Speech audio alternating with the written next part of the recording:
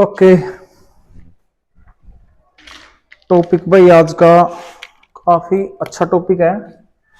इस चैप्टर का समझ लो कि सबसे बेहतरीन टॉपिक में से एक टॉपिक है।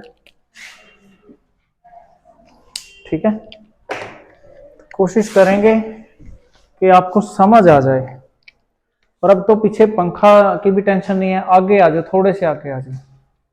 ठीक है, तो टॉपिक का हमारा जो नाम है वो है डीएनए रेप्लिकेशन। बेटा, डीएनए रेप्लिकेशन। जब तक साइंस पढ़ोगे तब तक डीएनए रेप्लिकेशन आपके साथ रहने वाला है। ठीक है ना, चाहे बीएससी में आप पढ़ें, चाहे एमएससी में पढ़ें, जेनेटिक्स साथ चलेगी आपके। चाहे बोटनी लें, चाहे जूलॉजी लें, चाहे कुछ भी लें। ठीक है, तो उसमें डीएनए रेप्लिकेशन सबसे इंपॉर्टेंट चीज है।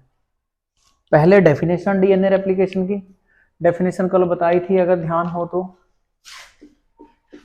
DNA have a unique property to govern its synthesis, self duplication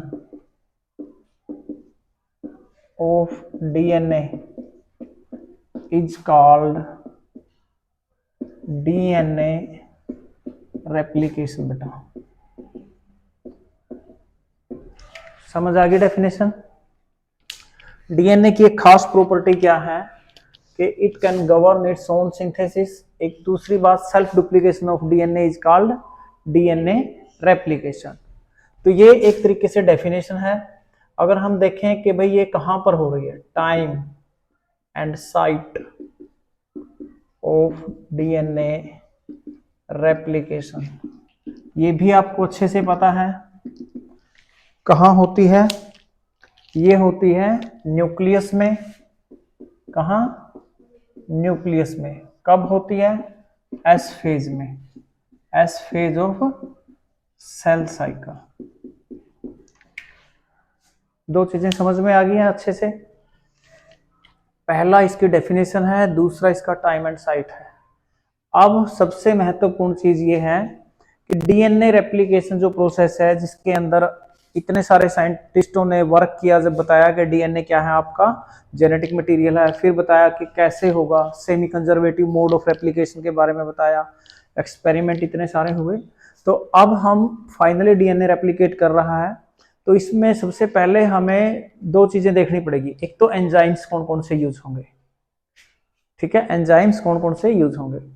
दूसरी चीज हम इसके अंदर देखेंगे कि प्रोसेस कैसे होगी, प्रोसेस कैसे होगी। तो सबसे पहले हम एंजाइम्स की बात कर लें। ठीक है, तो पहला जो एंजाइम्स है, जो फर्स्ट एंजाइम है जो इसके अंदर काम करेगा, वो है हेलिकेज। वो कौन सा है? Helicase enzyme. पहले एक बार एंजाइम्स लिख लेते हैं, फिर उनके काम देख लेंगे। दूसरा एंजाइम्स है आपका SSB, single strand binding enzyme. तीसरा है आपका टोपोआइसोमरेज। अगर आपको एंजाइम्स के काम समझ में आते हैं तो प्रोसेस इजी हो जाएगी। ठीक है, हेलिकेज हो गया, एसएसबी हो गया, टोपोआइसोमरेज हो गया। उसके अंदर है आरएनए प्राइमेज, आरएनए प्राइमेज। फिर है आपका डीएनए पॉलीमरेज 1, डीएनए पॉलीमरेज 3। इसके बाद 7th है आपका डीएनए लाइगेज। 8th है आपका न्यूक्लिएज।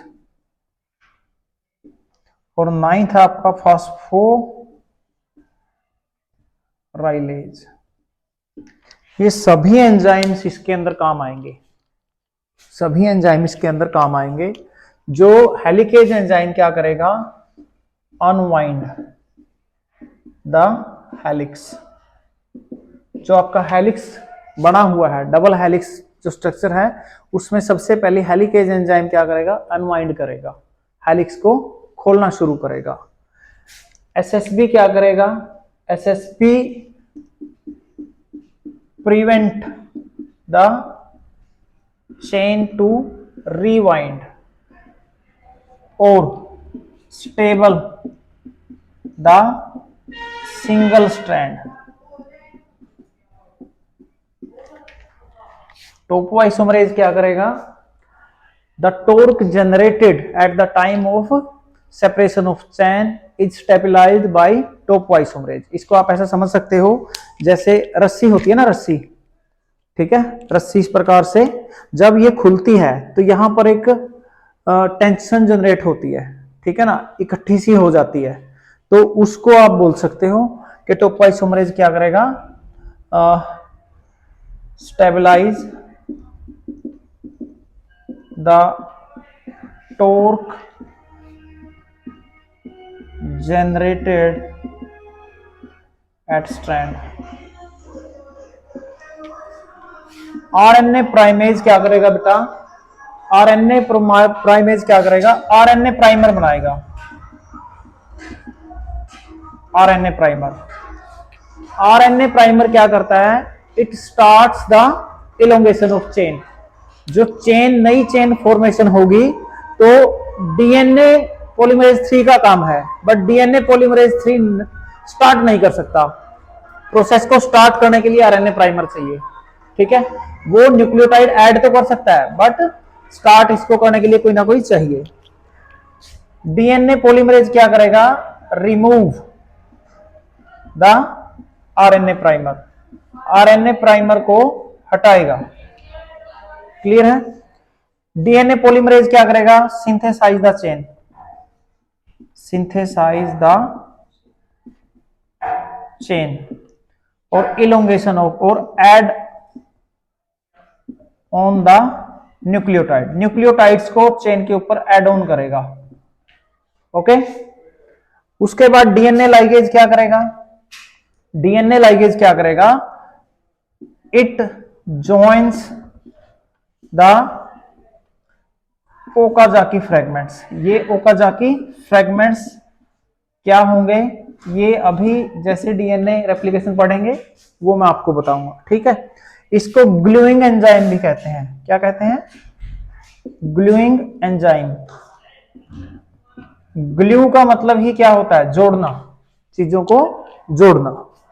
न्यूक्लियेज क्या करेगा, न्यूक्लियेज करेगा आपका cutting down of the damaged part of DNA. अब डीएनए बन रहा है, कुछ गलत न्यूक्लियोटाइड अगर ऐड हो जाए या बोल सकते हो कुछ डैमेज्ड पार्ट हो जाए तो उसको न्यूक्लियेज क्या करेगा, cutting of damaged nucleotides from chain. Phosphorylase क्या करेगा, एक्टिवेट द न्यूक्लियोटाइड, ठीक है। तो ये एंजाइम्स हमारे काम करेंगे भैया, किसमें काम करेंगे, ये डीएनए रेप्लिकेशन में।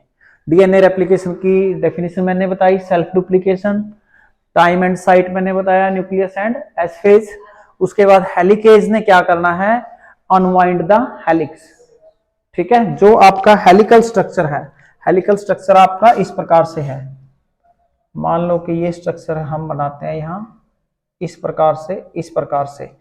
अब ये हेलिक्स है, इसको यहां से खोलना है, इसको यहां से खोलना है, तो सबसे पहले इसके लिए कौन आएगा, हेलिकेज एंजाइम आएगा। उसके बाद एसएसबी आएगा। एसएसबी क्या करेगा भाई, जो सिंगल स्ट्रैंड आपने यहां से इस प्रकार से मान लो खोल दिया है, अब ये वापस रिवाइंड ना हो जाए, ठीक है। उसके बाद टोपोआइसोमरेज यहां जुड़ जाएगा, क्योंकि जब इसको खोल रहे हैं तो यहां टेंशन या टॉर्क जनरेट हो जाएगी, उसको स्टेबलाइज करेगा। उसके बाद आरएनए प्राइमर, आरएनए प्राइमर की जरूरत पड़ेगी जब डीएनए पॉलीमरेज आके बोलेगा कि काम स्टार्ट करके दो, तब मैं आगे न्यूक्लियोटाइड ऐड करूंगा, नहीं तो मैं न्यूक्लियोटाइड ऐड नहीं कर सकता। तो फिर डीएनए आरएनए प्राइमेज को बोलता है कि हमें एक प्राइमर की जरूरत है। ये प्राइमर क्या होता है? ये प्राइमर होता है राइबो न्यूक्लिक एसिड के एक सीक्वेंस होती है, उसे ही आरएनए प्राइमर बोलते हैं। फिर डीएनए पॉलीमरेज आके बोलता है तेरा काम खत्म हो गया भाई, तू घर जा। तो फिर ये क्या करता है? आरएनए प्राइमेज को, प्राइमर को हटा देगा। जो गैप बचेगा, जो फिलिंग है, वो भी डीएनए पॉलीमरेज ही फिल अप करके देगा। फिर लाइगेज आएगा। जब डीएनए का स्ट्रैंड दो बनते हैं तो उनमें से एक कॉन्टिन्यूअस स्ट्रैंड बनता है, एक बनता है डिसकंटिन्यूअस स्ट्रैंड। ये जो डिसकंटिन्यूअस स्ट्रैंड है ये फ्रेगमेंट्स में बनेगा, वो फ्रेगमेंट्स को जोड़ने का काम करेगा लाइगेज। न्यूक्लियस क्या करेगा? डैमेज्ड डीएनए न्यूक्लियोटाइड अगर कुछ खराब बना है तो उसको निकालेगा, रिपेयर करेगा। और उसके बाद क्या है? फोस्फोराइलेज। ठीक है, फोस्फोराइलेज क्या करेगा? न्यूक्लियोटाइड को एक्टिवेट करेगा। कैसे करेगा, कैसे नहीं करेगा, अभी हम क्या करते हैं, पूरी प्रोसेस की तरफ चलते हैं। समझ में आई भाई इतनी बात? नोट किया? ये चीजें आपको इतनी इजी लैंग्वेज में कहीं पर भी मिलनी मुश्किल होगी, ठीक है ना। तो ये ऐसी ऐसी चीजें नोट करनी है, करो।